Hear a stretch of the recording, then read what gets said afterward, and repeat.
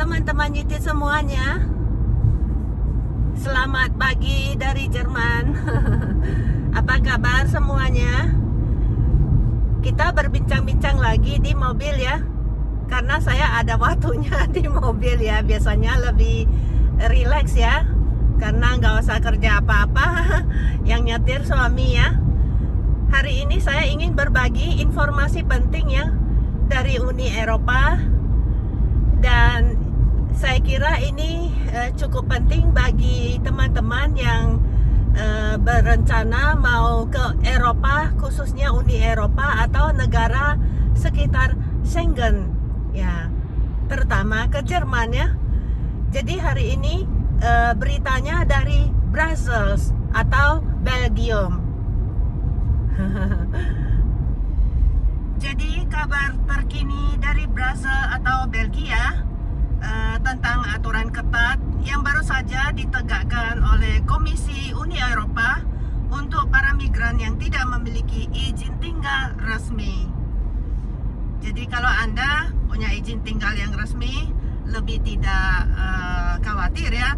Tetapi karena serentak negara-negara Eropa, Uni Eropa sekarang lebih ketat ya terhadap filterisasi migran yang masuk ya, itu tercakup semua migran general ya. Nah, jadi khususnya yang ilegal itu mereka sangat ketat, tetapi kalau Anda ada izin tinggal yang legal, mereka juga sangat scrutiny ya, sangat lebih teliti untuk memeriksanya. Jadi lebih susah untuk masuk ke Uni Eropa dibandingkan dengan waktu-waktu berlalu ya teman-teman ya. Tetapi tetap tidak perlu khawatir jika dokumen kita itu asli dan lengkap ya.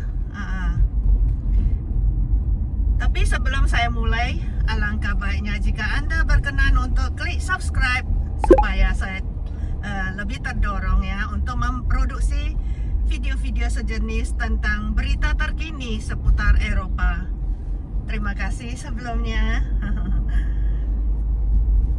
Jadi pada bulan Juni ya, tepatnya tanggal 1 Juni lah 2026, negara-negara Uni Eropa dan Parlemen Eropa telah menyepakati, mereka sudah sepakat ya, menyepakati undang-undang kontroversial yang bertujuan untuk mempercepat pemulangan migran yang tidak memiliki hak tinggal syah di Eropa, menandai perubahan kebijakan migrasi terketat atau blok ya, BLOC tersebut dalam beberapa dekade.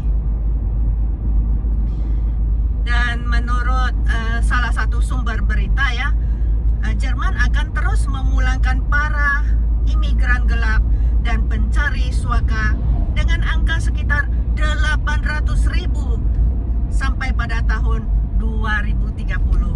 Jadi Jerman kedengarannya lagi aktif memulangkan para imigran gelap ya, terutama para peminta suaka dari Timur Tengah dan Afrika Utara.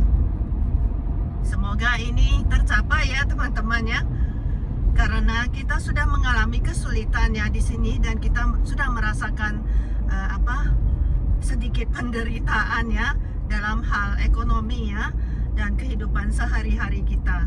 Itu sangat nyata ya di Jerman. Saya kira sama dengan di negara-negara sekitar Jerman atau negara Uni Eropa, terutama negara-negara besar seperti Perancis, Italia ya, Spanyol, terus ini ya, Switzerland juga mengalami sedikit kesulitannya, Belanda lebih-lebih lagi ya, dan sebagainya. Jadi para pembuat kebijakan mengatakan bahwa apa yang disebut peraturan pemulangan merupakan kunci untuk mempercepat pemulangan dan merupakan landasan dari upaya Uni Eropa untuk memberantas migrasi ilegal.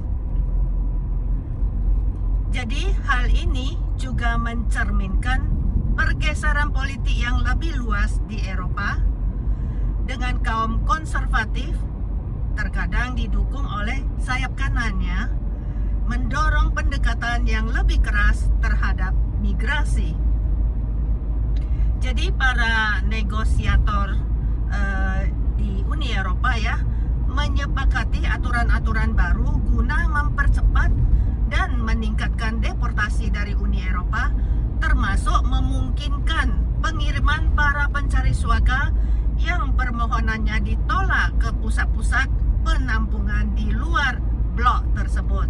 Ketika saya berbicara blok itu bukan BLOK tapi BLOC ya. Nah, yang baru mereka bentuk pada bulan Juni ya, dan tepatnya pada tanggal 1 Juni 2026.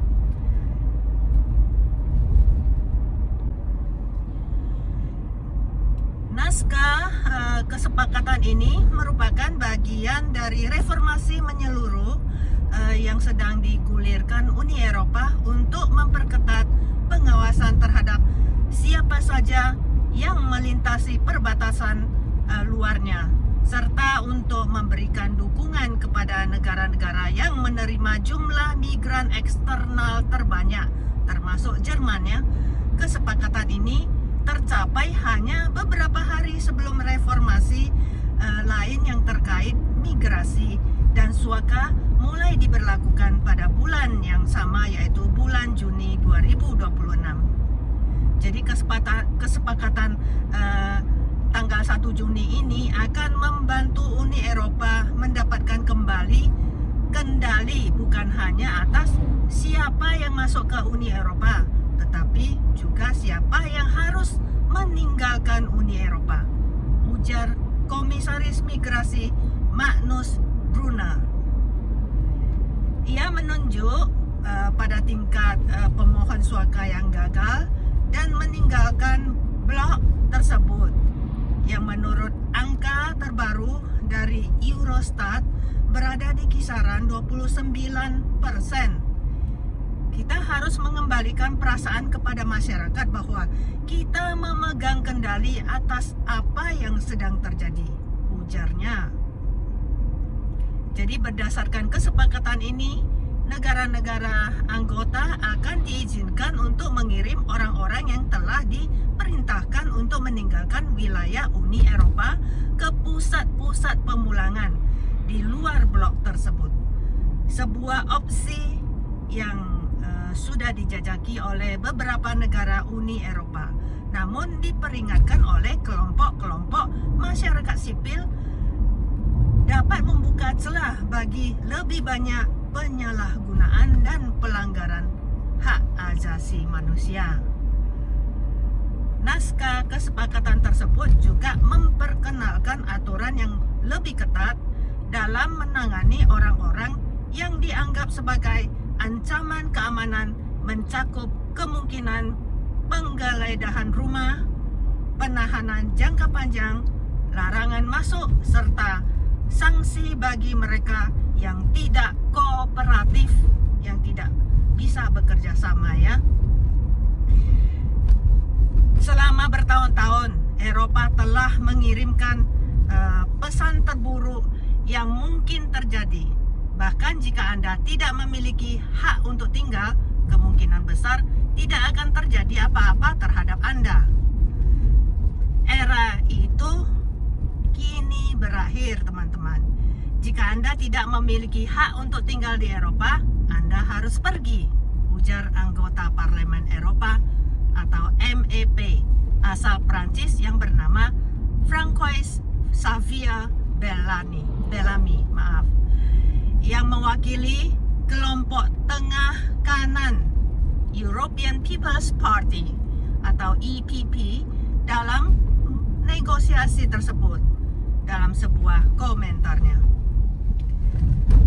Parlemen memasuki negosiasi ini dengan posisi yang didukung oleh EPP, kelompok sayap kanan European Conservatives and Reformists, serta kelompok sayap kanan jauh Patriots for Europe and Europe of Sovereign Nations, meskipun mendapat penentangan dari para legislator yang tergabung dalam kelompok-kelompok liberal dan sayap kiri. kesepakatan yang dicapai pada 1 Juni memperkenalkan perangkat hukum yang melayani ideologi xenofobia, kata negosiator dari kelompok Greens, Melissa Camara, dalam komentarnya. Anggota Parlemen Eropa asal Perancis tersebut mengecam naskah kesepakatan itu karena mengizinkan pendirian pusat-pusat pemulangan di luar Uni Eropa, penahanan anak di bawah umur, serta kunjungan ke rumah-rumah yang terinspirasi oleh praktik-praktik ICE atau Immigration and Customs Enforcement, merujuk pada Badan Penegakan Hukum Migrasi dan Bea Cukai Amerika Serikat yang kontroversial. Jadi ya teman-teman, pembicaraan yang berlangsung bulan lalu ya menemui jalan buntu, yaitu pada bulan Mei ya. Itu ada kesepakatan yang dirundingkan ya, dan itu belum ada jalan keluarnya akibat ketidaksepakatan mengenai kapan langkah-langkah baru tersebut harus mulai diterapkan. Jadi berdasarkan kesepakatan yang dicapai pada 1 Juni ya 2026, sebagian dari teks perjanjian tersebut baru akan mulai berlaku setelah 1 tahun. Namun beberapa ketentuan, termasuk langkah-langkah yang mengizinkan negara-negara untuk mendirikan pusat-pusat pemulangan, akan segera berlaku. Hal ini merupakan poin krusial ya bagi negara-negara yang sedang gencar merampungkan kesepakatan untuk mendirikan fasilitas-fasilitas tersebut, termasuk Belanda dan Jerman.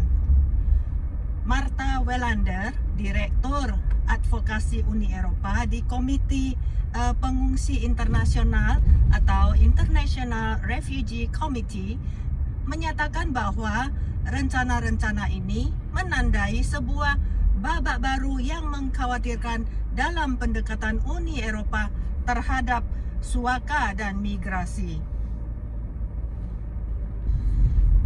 Jadi kesepakatan ini akan memberikan wewenang yang jauh lebih luas kepada pemerintah untuk menahan dan mendeportasi orang. Langkah ini tampaknya akan menormalisasi razia imigrasi, memperluas penggunaan penahanan di fasilitas-fasilitas yang menyerupai penjara di luar wilayah Uni Eropa, yang pada dasarnya merupakan lubang hitam, the black hole hukum ya, serta meningkatkan risiko seseorang dideportasi ke negara-negara di mana mereka berpotensi menghadapi penganiayaan, penyiksaan, atau nasib yang lebih buruk, ujarnya. Jadi baik Dewan maupun Parlemen masih harus memberikan persetujuan terhadap kesepakatan tersebut.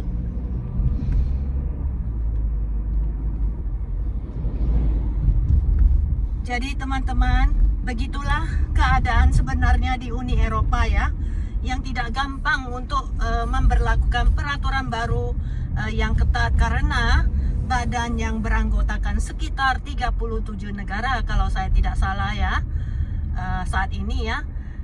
Ini sangat besar dan 37 negara ini cukup besar teman-teman, seperti sebuah negara raksasa ya. Dan setiap aturan harus diproses lagi, di mana banyak reaksi menentang dari badan-badan hak asasi manusia yang tidak bisa diabaikan begitu saja.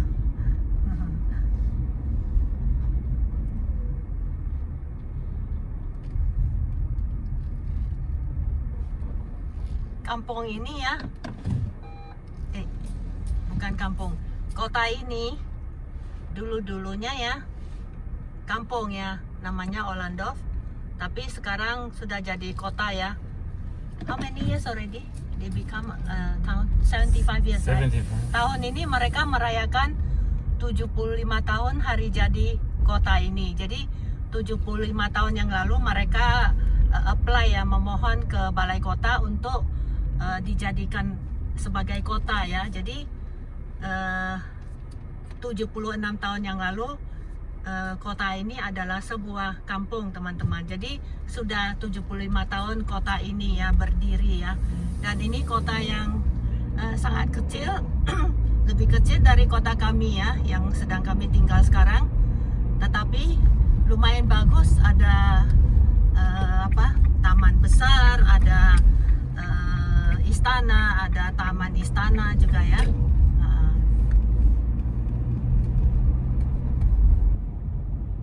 Teman-teman, oke dulu pembahasan saya hari ini ya. Gimana pendapat Anda setelah mendengarkan berita ini ya? Apakah Anda setuju peraturan ketat ini harus ditegakkan untuk para imigran gelap dan peminta suaka? Tulis di kotak komentar ya. Saya membaca semua komentar dan saya selalu kalau sudah baca saya kasih tanda like ya, dan kalau saya ada waktu pasti saya balas ya. Terima kasih Anda telah menyimak sampai di sini. Kita ketemu lagi di vlog sejenis berikutnya ya. Terima kasih. Bye. I love you. I love you.